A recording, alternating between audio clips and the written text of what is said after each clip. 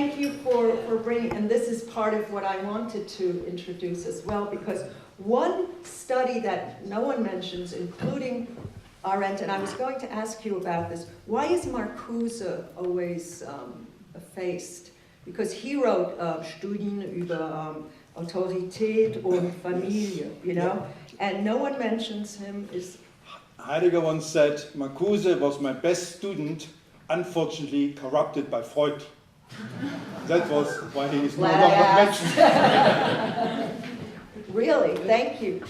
But is that why Arendt never mentions his study and no one? No, Okay.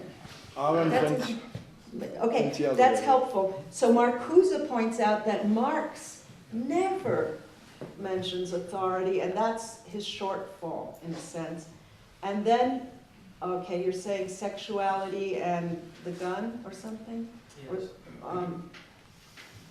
so I mean, I could ask the question in another way.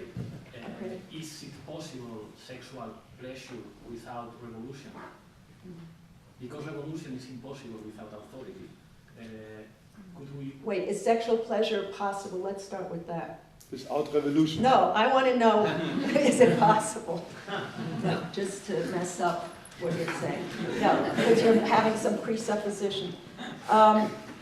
Really? So no one's having sexual pleasure until the revolution comes? The revolution like a process, not like a Process. Okay. So Go ahead. can we think about revolution without a side, libidinal dimension of the process of changing the things? And this is a process of authority too. You know, this is something we would want to discuss on all sorts of registers, I think.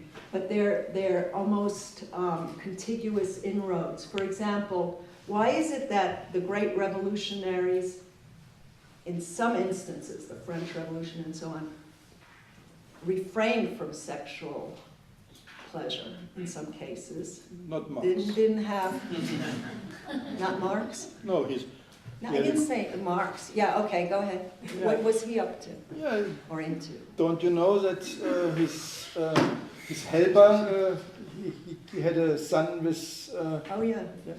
So he was not really faithful to his wife. I said the French Revolution.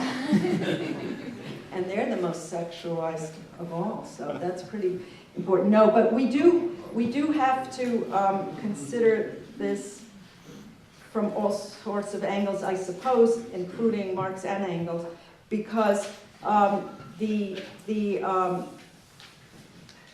I want to say? I think too much is going on right now in my head, and I'm jet lagged. But what did I want to say? Oh, why does, first of all, I would say let's talk about failed revolution, including the sexual revolution. And why are they susceptible to authoritarian switchovers and so on? And here I would want to discuss also Adorno's work on the authoritarian character and where any revolutionary or even democratic certitude constituting a community is undermined. So I think that would open a very important problem, which is, first of all, but we have to be very rigorously, let's say, honest and maybe even indecent in admitting that revolution, for reasons that we need to consider, including 68. Now, Jean-Luc Nancy has written a very important book on 68 and the way that that revolution has been, one thinks, dispensed with or dismissed. And yet I would want to focus on the figure of the oblivion or the forgetting of revolutionary, let's say, zeal and the failure of a revolutionary articulation. I would do so, let me be very clear on this, not only from the distressed place of a melancholic, nor let us not confuse me with some right-winger or something, but someone who is so fervently on the side of certain kinds of permanent insurrections, as Deleuze might have said, that I'm disappointed and distressed that we don't see a model for something like a successful revolution, and I would have to start there. Because a revolution that we could look under, and I'm not an expert, I would want the experts to speak on this, have been very susceptible to authoritarian rule and authority. That's something I would want to examine closely. Ben, please. Yeah, I was just thinking recently about, well, lately just looking at all these blogs, and I'm curious about this notion of a shared authority or a group authority, and is there a negotiation between, within this shared authority, if that exists? What are you referring to? Just looking at, well, just in terms of the financial crisis and... Oh, and accountability and stuff like that.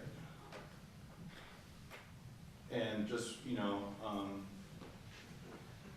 yeah, just if there's a negotiation, if there's a shared authority, and how that sort of plays itself out, and I don't know. Well, these collapses may be, if we were sticking with Arendt and Kojève, actually an effect of the loss of authority and disappearance of authority. That's what I think we would have to consider. I'm not sure about shared authority, and I'd like to think about it some more. Thank you for bringing it up.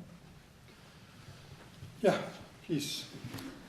Kojève in his later life went to Japan and he saw Right. the fetishism of form, and he thought there was the sort of like alternative to authority and one way to organize post-historic world. And in your view, is it some kind of repetitive dimension of this That's right. fetishism of form could offer an alternative? That would be something, yes, I do address that, and you're absolutely right. Thank you for reminding us that for Kojève, Japan became the locus of some sort of recuperative moment, and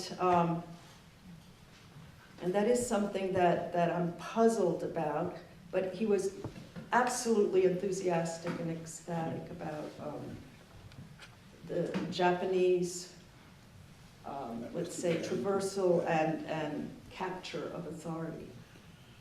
Jake? And that was the future for him, Japan. Yeah. Jake? So you were But talking get about, up, Jake, so we can hear you better, please.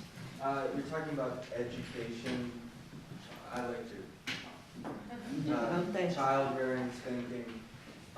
He's a teacher. I was thinking about the genealogy of morals in memory, which didn't come up, and its role in authority.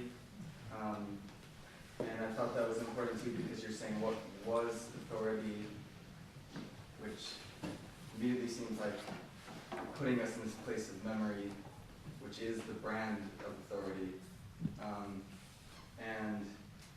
I don't know, I think that I just wrote this: authority thrives on general tendency for indigestion, the dyspeptic, the person can't get over something. And apparently there's like new fears because of like stuff like Facebook and stuff with pictures, and like everyone puts the pictures on it, and it's like you can never forget anyone anymore. So there's like a total authority. You can ignore. Memory is you know, locked down, and so I don't know, that's my question. Well, that's very helpful, actually, and I hadn't considered the complexities of memory that need to be addressed when I run with Arendt's title and put it in the past. Hers is, again, as she describes the vanishing of authority, she says, what is authority? That's very philosophical, essential. It is something.